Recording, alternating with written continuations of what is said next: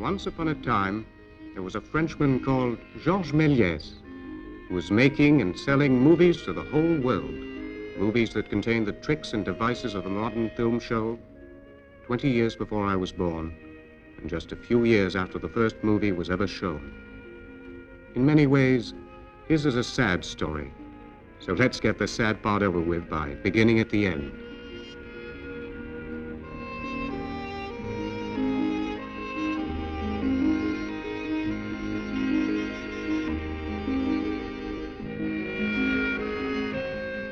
This home is where Méliès spent the last few years of his life. A retired humorist, he lived here with a few other retired humorists. This is his wife, Madame Méliès, the real Madame Méliès.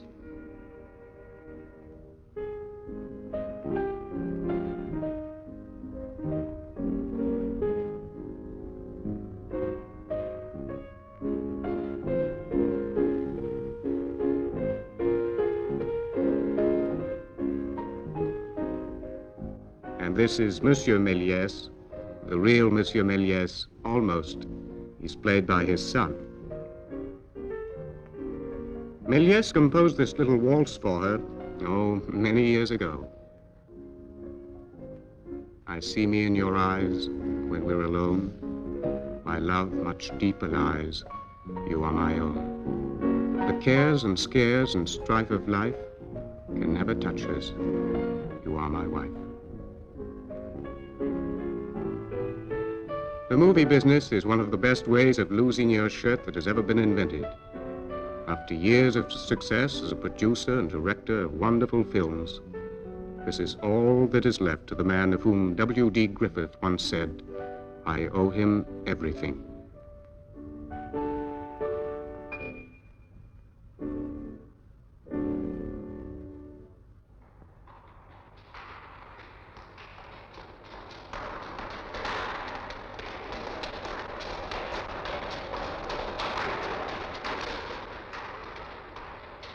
Méliès was forgotten after the First World War. He disappeared from sight like one of his own fade-outs. When he was found again, in 1928, he was the owner of this toy shop in the Gare Montparnasse. He'd started out in life as a magician and prestidigitator, and he thought he'd finish his career by making children happy.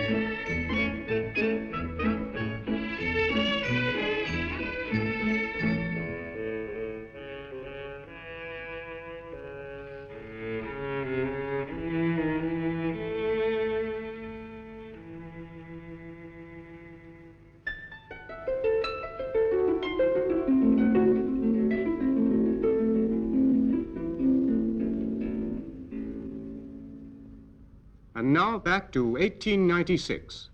Méliès was the owner of the Robert Houdin Magic Theatre. Dans sa présentation d'illusions fantasmagoriques, Monsieur Méliès. Premier tableau, jeu de main, tour de passe-passe, serpentin, pigeon vol.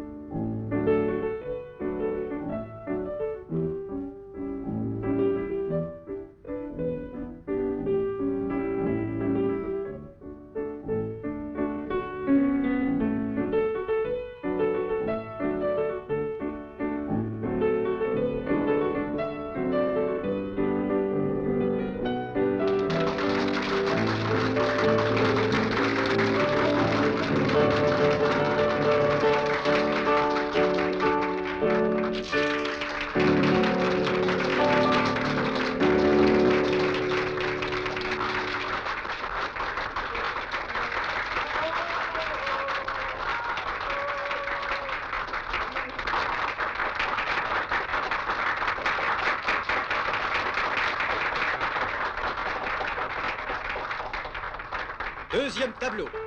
Dans la boule de verre, le passé et l'avenir d'une tête couronnée.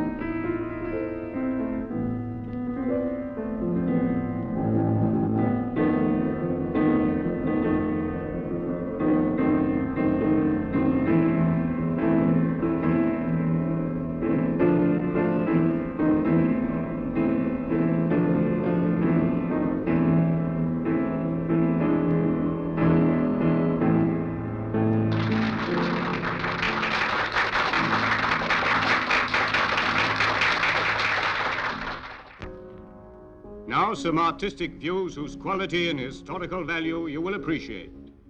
L'étude, in incurred the dislike of Madame de Pompadour, 35 years imprisonment.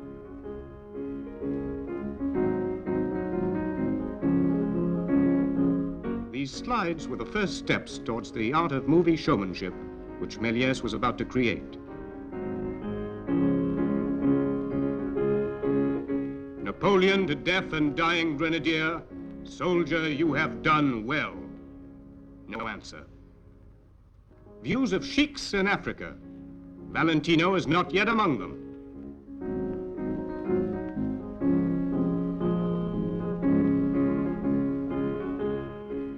A gendarme, as usual, the cop has the last word.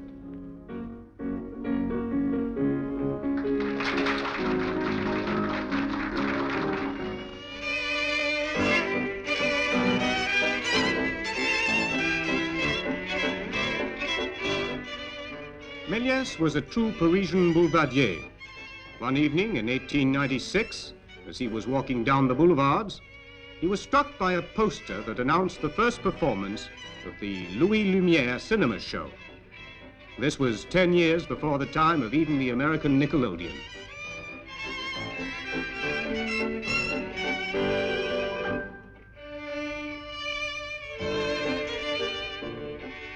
He was about to see such films as the arrival of a train in a station, the breakfast of the baby, the launching of the ship, and the lovers' meeting, etc., etc.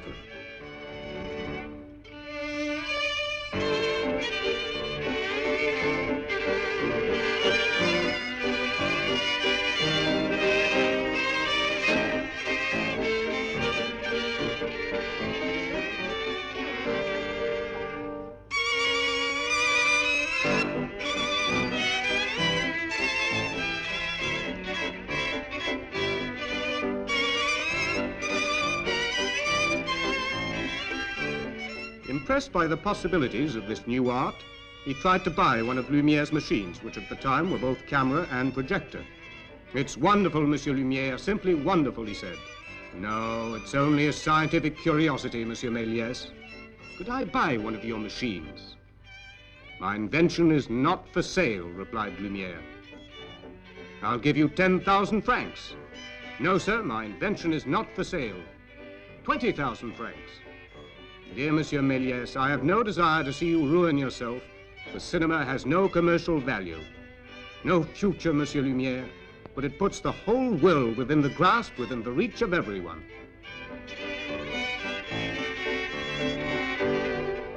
But Lumière was not to be swayed. A few months later, Méliès was beginning to experiment with his own camera.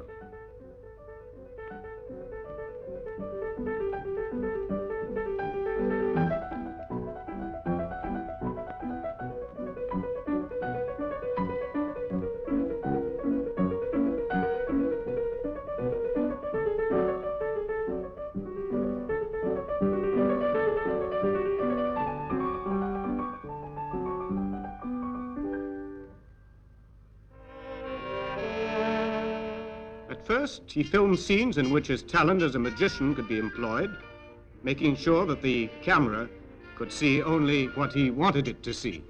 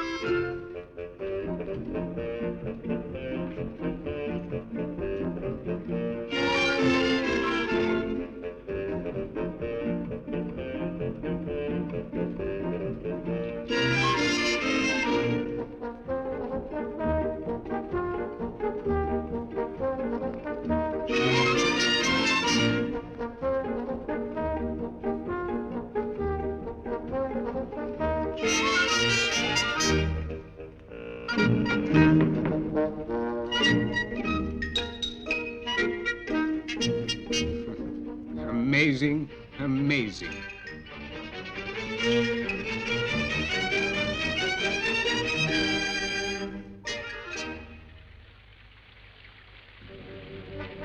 But unlike the postman, practically anything stops the cameraman in the accomplishment of his rounds. In this case, rain.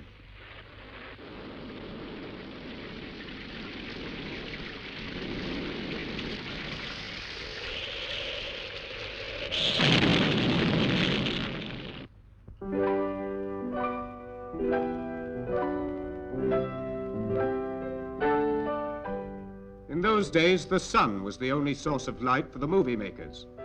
Méliès decided to build a glassed-in studio for the protection of his scenery, his performers, and his equipment.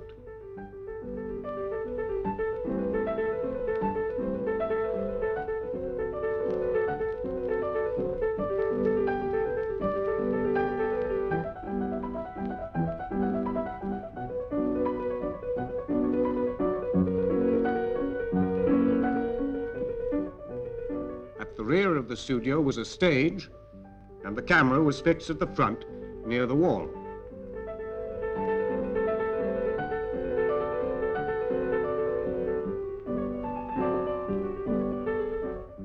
The garden set.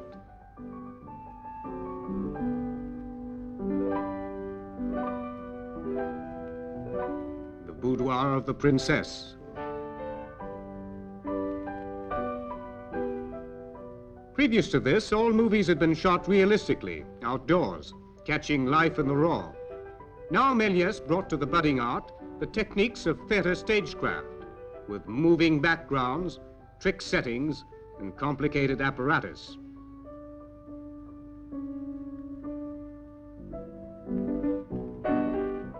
One day in front of the opera, his film stuck momentarily in the camera.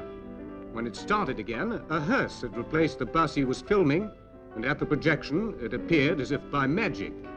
Thus, by chance, Méliès discovered one of the basic gimmicks of trick photography.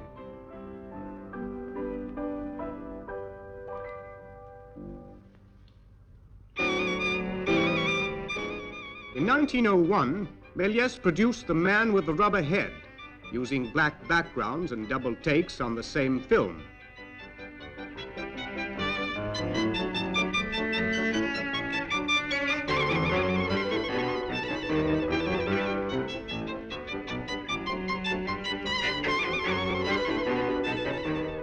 In the first take, Méliès moves forward on the dolly. His head, seen against the black background, seems to get bigger.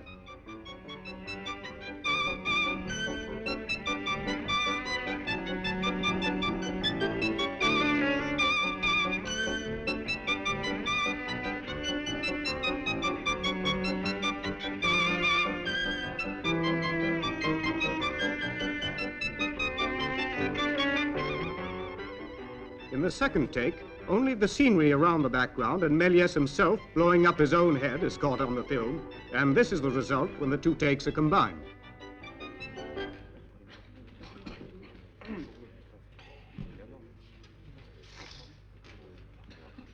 Méliès used his own Robert Houdin theater to show his films.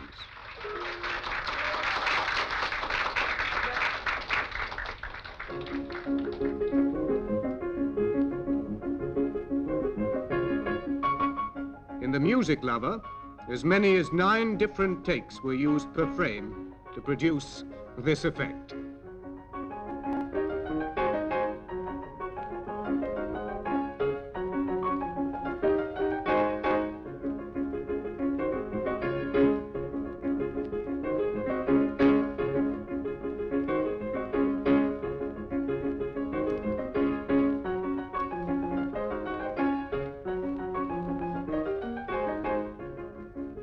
Many of the secrets of Méliès have died with him. Like many magicians, he didn't want to give away his whole bag of tricks.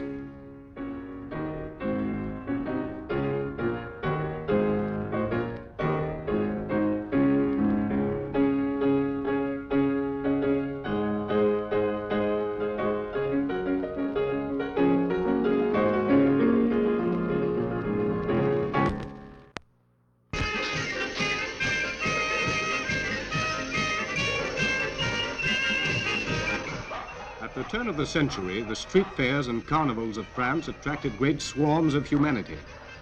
Méliès thought that he would find there a new source of spectators for the large number of films he was now producing.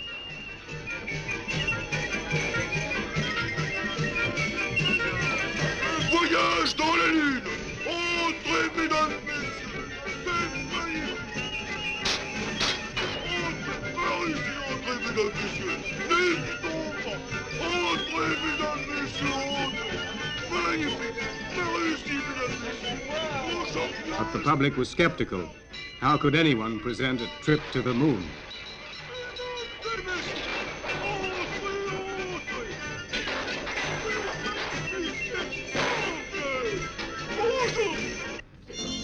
They didn't know that Méliès's imagination was so fantastic that he could keep the promise of his motto, the whole world within reach.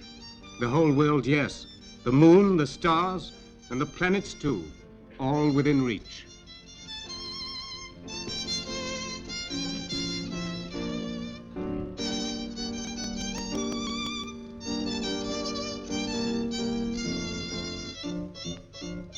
But for the owner of the tent, the whole venture was strictly speculation. He wanted proof, and only the public can judge the value of a show.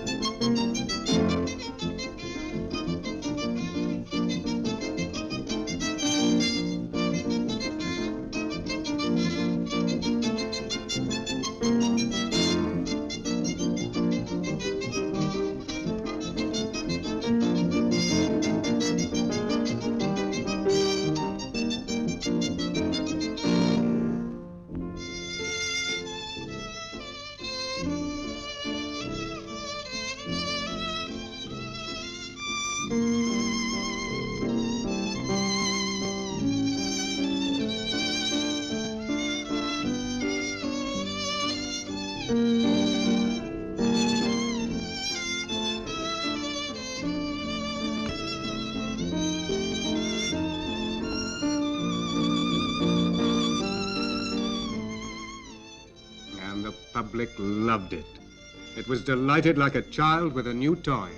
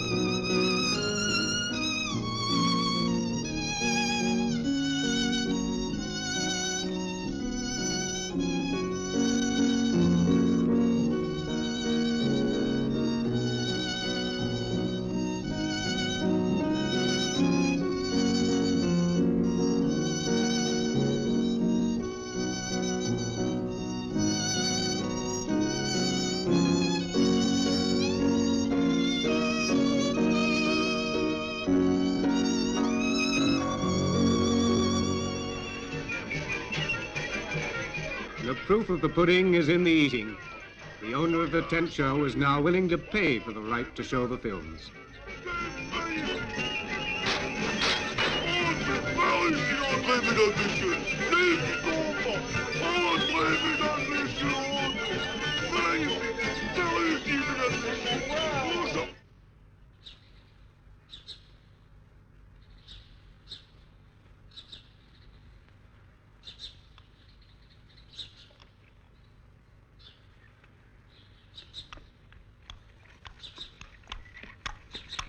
But Méliès, the businessman, was not up to Méliès, the artist, and the taste of success was soon to turn to ashes. But not before he was able to produce some more masterpieces, like the 400 Tricks of the Devil.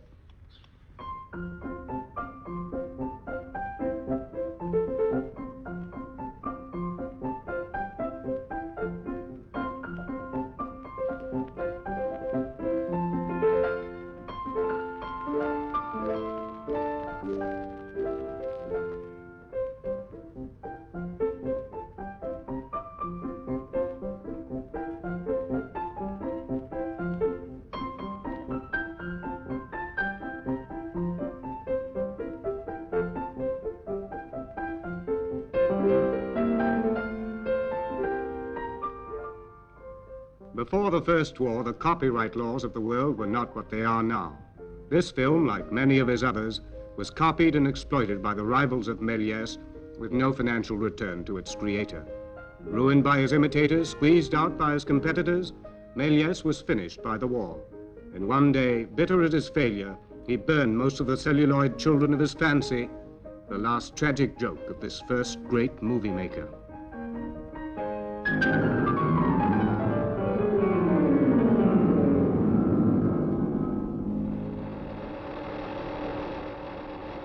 And now, our story ends once more, and we're almost back at the beginning, at the Gare Montparnasse.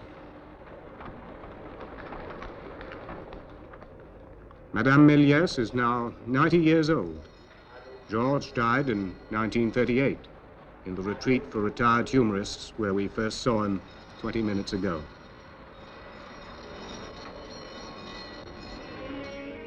The little toy shop where he lived so many years with his tricks and his children has become a flower shop. And every once in a while, Madame Méliès comes here to remember and to buy a bunch of flowers for George. He used to love flowers so.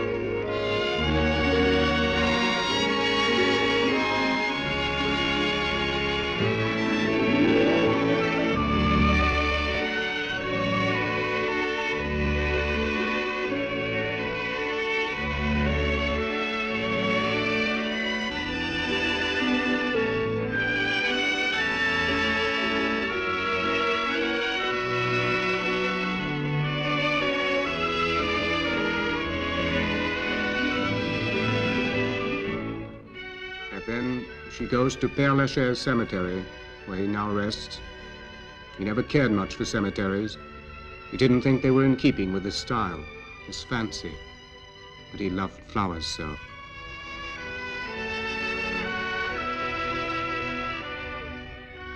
And this is the end of the story I started to tell a little while ago.